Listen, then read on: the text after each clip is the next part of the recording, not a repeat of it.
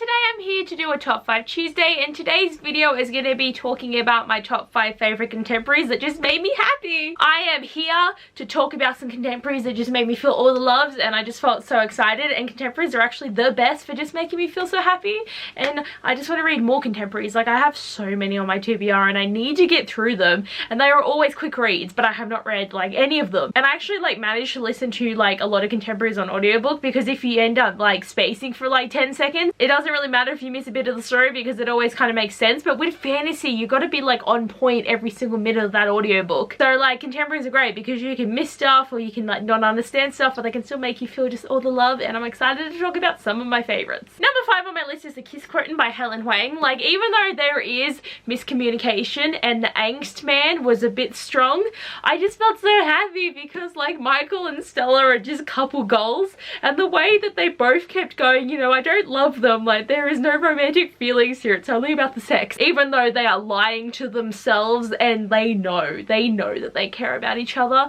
And especially Michael, because he never felt that he was good enough to have someone love him, and then when he's all like, I love her so much, and I'm like, oh my god, I love you guys so much. Like, they are just so wholesome, even though this is fully adult and there is a lot of adult themes going on in this book.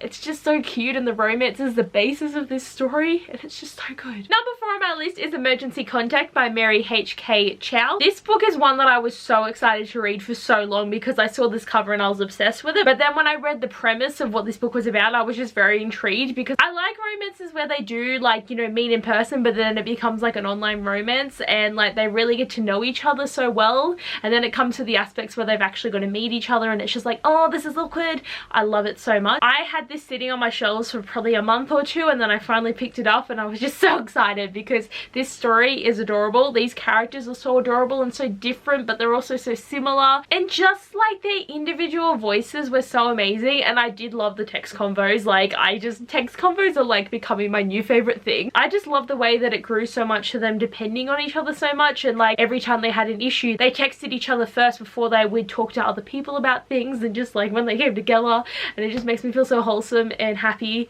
And even though, like, again, bad stuff does happen in this book, like in all contemporaries bad stuff does happen, but there's some that just, you know, it still makes you happy. Number 3 on my list is P.S. I Like You by Casey West. This is one that I read at the end of the year before last, I think. It's already been 8 months of this year, but I can't think if I read this 8 months ago or a year and 8 months ago, but I read this right at the end of the year, and I literally shoved all my books around on my top 15 list to put this in that list because I love this so much, and I didn't expect this book to like affect me so much. But basically with this book, the main character Lily is like really into music, and she starts to write some song lyrics on her desk, and the next day when she comes back into the classroom she sees that someone has continued on what she wrote but also left a message, and then this leads into like a message exchange between them where they start like sliding paper underneath the desk, and she has no idea who this person is. So again, it's a really good trope when it's like, ooh, I wonder who the love interest is going to be, and it always ends up being the person you least expect most of the time, even though like I've come to expect is going to be the person that I least expect.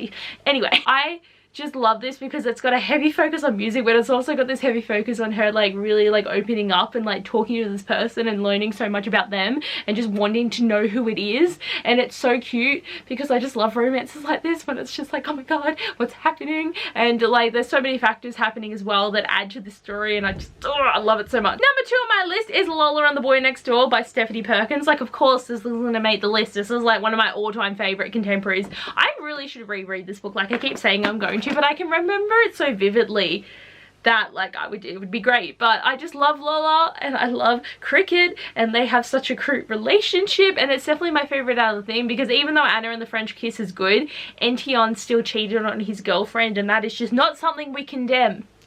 It is not. Even though she does have a boyfriend at the start of the book, it's never a cheating situation. I think in the third one they don't actually have partners at all, but no, Josh was with someone, then they broke up, and it's like a really messy breakup kind of situation. But this one is just cute, and it's the boy next door. It's a great story concept, it's a great plot, it works so well. And I also love Lola for how crazy she is with her fashion sense, and she's just so brave, and just they are adorable. There are so many cute moments, and it is so worth it. And number 1 is the reason I made this video, but that is Red, White and Royal Blue by Casey McQuiston.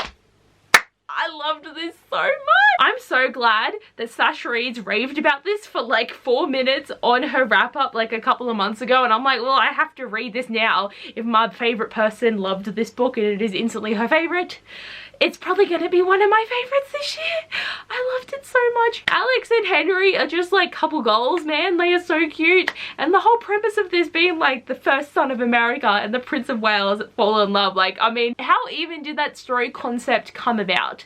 It's amazing. I love this book. I actually just bought a physical copy of it. That's why I've got to use the photo, but I just needed to do this now because I have no chill. They are just so cute, and every moment with them is just so heartwarming, and I just felt so happy. And I literally finished this like 2 hours ago, so I am just on a high right now because I'm just so excited and I want to read it again. Like, I literally feel like the minute it comes I just need to read it again to like pick up on all the things that I missed the first time because it was so good. So guys, these are the contemporaries that just made me so happy, and I can definitely picture myself rereading all of these at some point in my life, so I need copies of them so that I can have them with me at any moment that I'm like, you know what, that's gonna happen. But if you have not read any of these, pick them up because they will just make you feel so warm. But anyway guys, thanks for watching this video. I hope you enjoyed, and I'll see you guys next time. Bye!